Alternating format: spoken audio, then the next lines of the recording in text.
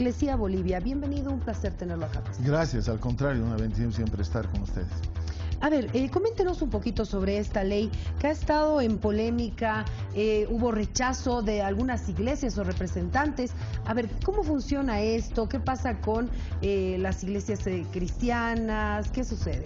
A ver, la iglesia cristiana, eso quiero un poquito argumentar, está compuesta por una variedad de denominaciones que tienen énfasis, comenzando de las históricas que antes la llamaban protestantes, con la iglesia bautista, la iglesia luterana, etcétera. Las iglesias tienen 120 años de haber empezado en Bolivia. Al principio, como saben ustedes, está penada con pena de muerte el no ser católico, sino pertenecer, digamos, a este grupo de fe. Ya para el siguiente año, cuando ya salió la anterior constitución, el artículo 3º toleraba que tengamos otra fe, la mayoría, no la mayoría, pero el porcentaje X de la nación.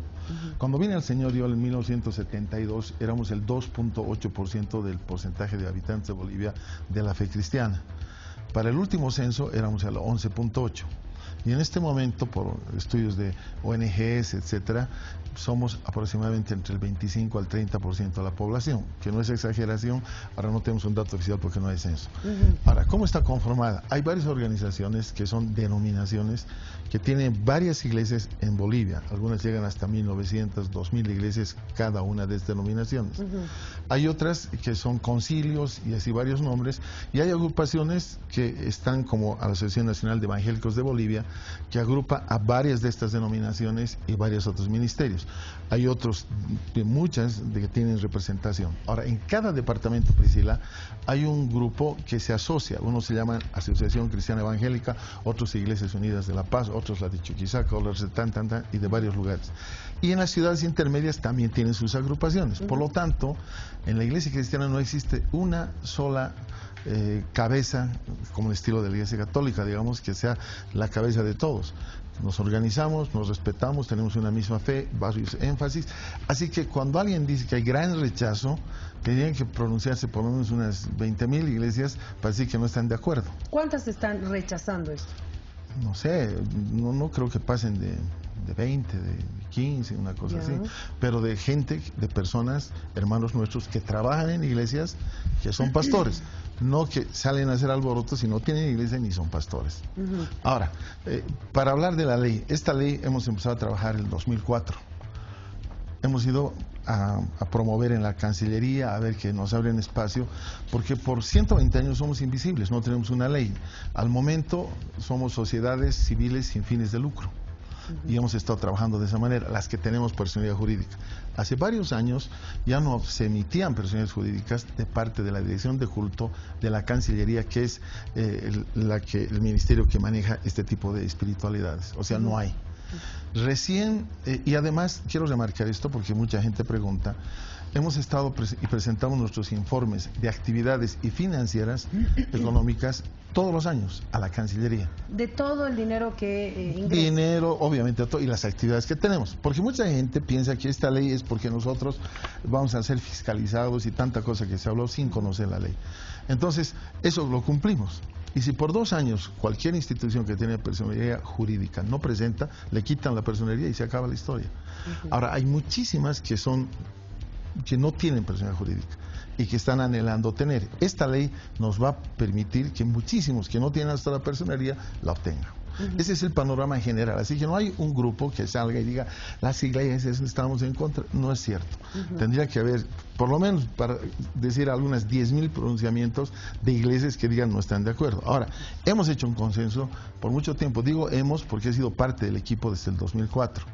Y esto ha nacido, Priscila, porque ha habido mucho abuso, mucha arbitrariedad de autoridades cuando nosotros antes éramos regidos por resoluciones supremas a gusto y sabor de las autoridades de turno. Por ejemplo, había medidas como que nos pedían que cada lunes presentemos carnet de identidad y nombre y apellido de quienes se reunían con nosotros en todas las iglesias.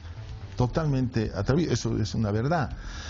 Echaban a nuestros hijos de los colegios, o sea, una cantidad de cosas desde la otra ribera del río. Cuando uno está a este lado, parece que todo está tranquilo. Ahora, lo que queremos es, primero, que se reconozca la libertad religiosa y que se conozca el carácter de espiritualidad a las iglesias y organizaciones religiosas. ¿Por qué se llama organizaciones religiosas? Porque esta ley abarca a todas las fees, desde los amautas hasta cualquiera, o sea, no es excepción obviamente la Iglesia Católica, que tiene otro tipo de relación con el Estado, ¿verdad? Este Estado es Estado y tiene sus concordatos. Por lo tanto, todo este pequeño, estas personas contestatarias son las mismas, que poco a poco han ido quedando a una sola, porque no tienen un fundamento. Y había un hecho que nos llamaba la atención. Primero, decir que cómo nos van a meter en la misma bolsa con los amautas, por ejemplo. Entonces, ningún país, y menos los del área, ni otro, puede regir con una ley para cada denominación. Digamos, para Iglesia tiene su ley, para Asambleas de Dios tiene su ley, para los amantes tendríamos con 500 leyes para eso. Entonces no existe, eso está fuera de razón. Hay una ley que el Estado saca para cubrir a todas las espiritualidades, cosmovisiones, y cada uno se rija bajo esta ley. Espiritualidades y cosmovisiones. Exactamente. Y el objeto lo dice acá muy claro, que este es, como digo, lo que han aprobado en diputados. Dice, la presente ley tiene por objeto establecer un marco jurídico de derechos y deberes para el ejercicio de la libertad religiosa y de creencias espirituales de acuerdo a sus cosmovisiones de culto, de conciencia, de pensamiento de forma individual o colectiva, público-privada, y el reconocimiento institucional de las organizaciones religiosas y de creencias espirituales en el Estado plurinacional. No ha existido eso. Por eso, a partir del 2009, donde nos presentamos en la constituyente agrupaciones ciudadanas que teníamos un énfasis cristiano, presentamos como 72 propuestas para que haya unos cambios en la Constitución. Una de ellas fue separación Iglesia y Estado. Nos aceptaron 57 en ese proceso, y a partir de ahí empezó este cambio. Artículo 4 ya cambió, que somos un Estado laico separado del gobierno de lo que es la espiritualidad. Porque el Estado no puede regir la conciencia de nadie. No puede decir, usted va a creer esto, y si no cree le hacemos eso. Ese es el principio fundamental universal.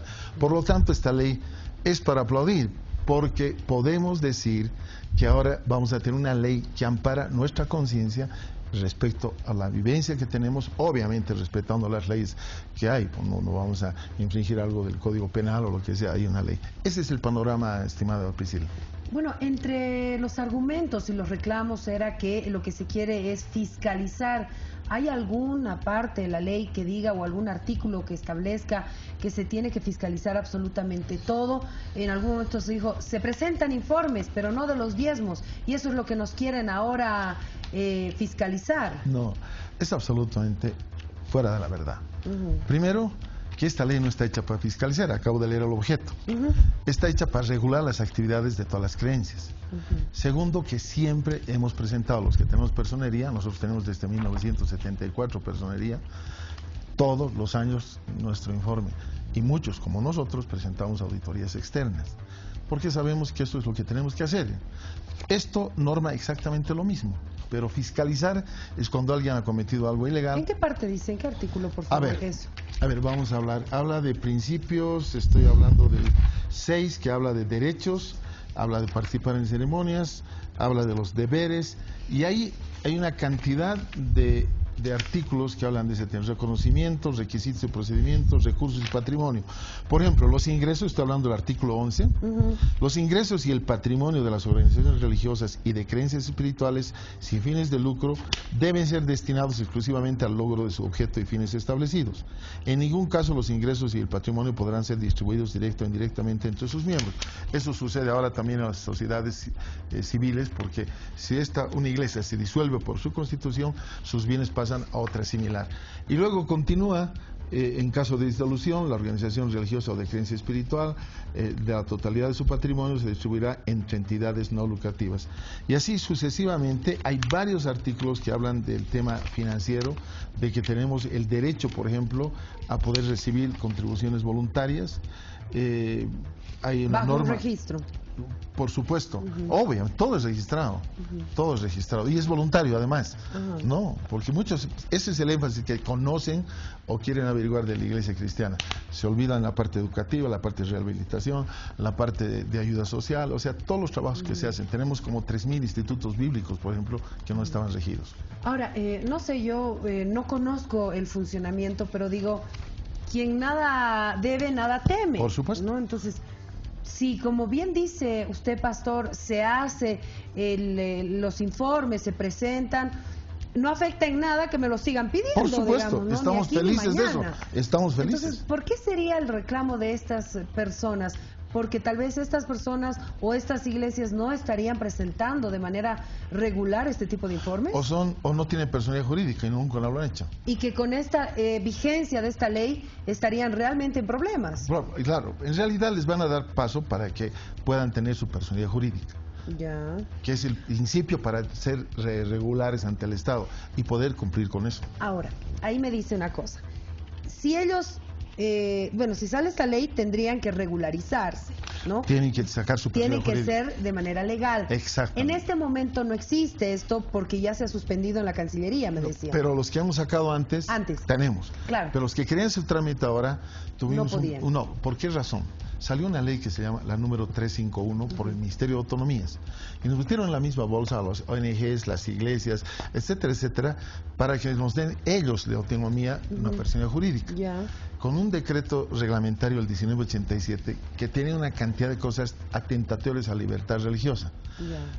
Tenía 2 años de plazo, tramitamos nosotros para que eso cambie y el Estado plurinacional dijo, ok, vamos a ampliar 5 años con otra ley hasta que salga una ley que los regule ustedes.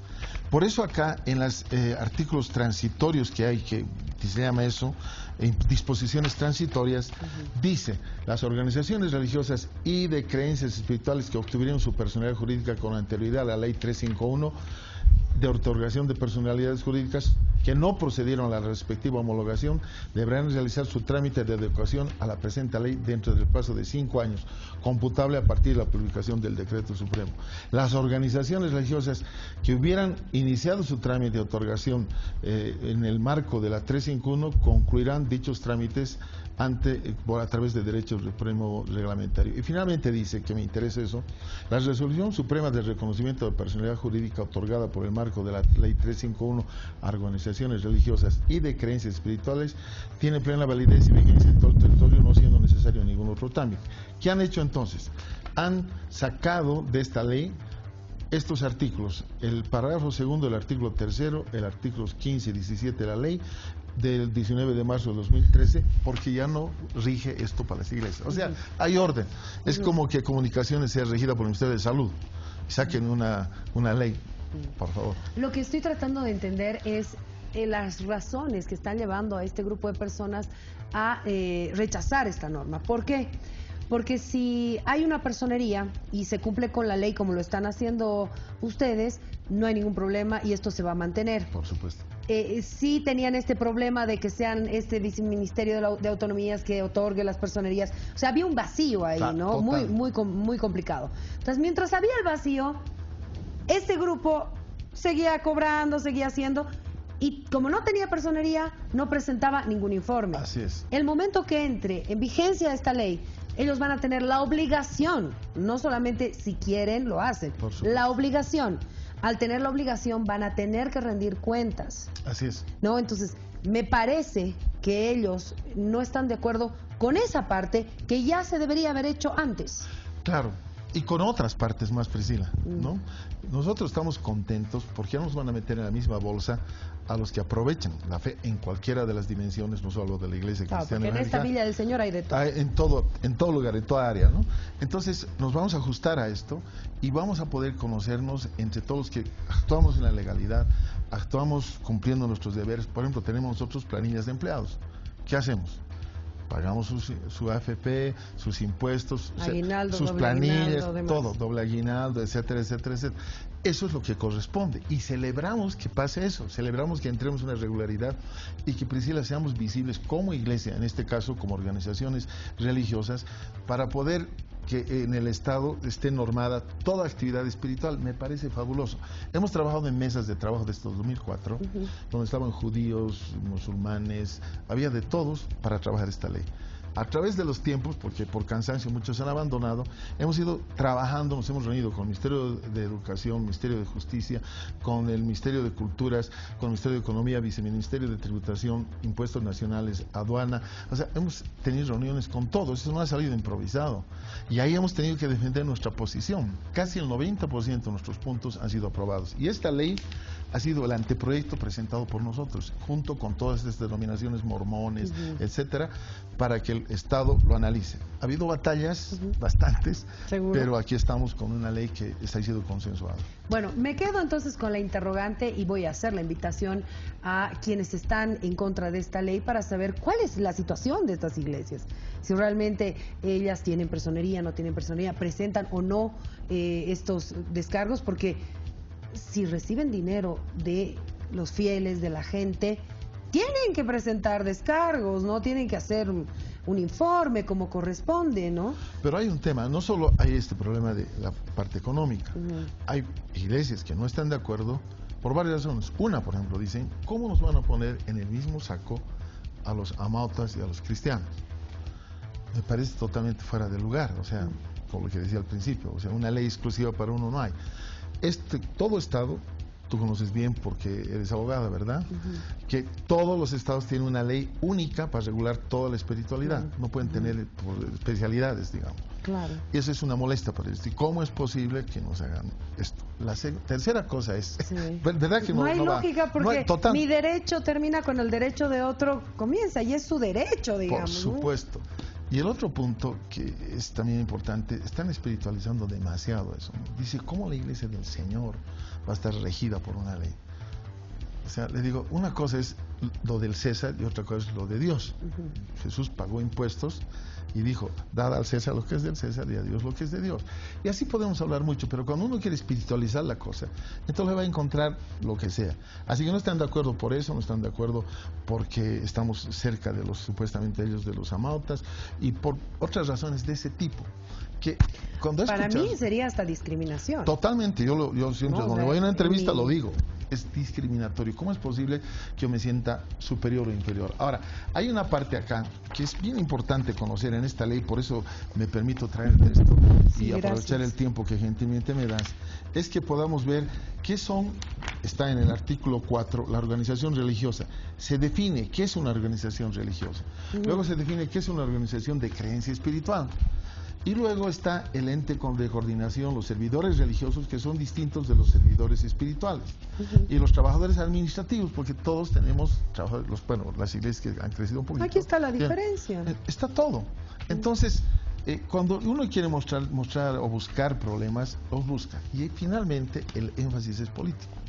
Lamentablemente, esta ley, hay gente que no quiere que salga adelante porque dice, ¿cómo este gobierno, que es pagano, va a autorizar una ley para los evangélicos?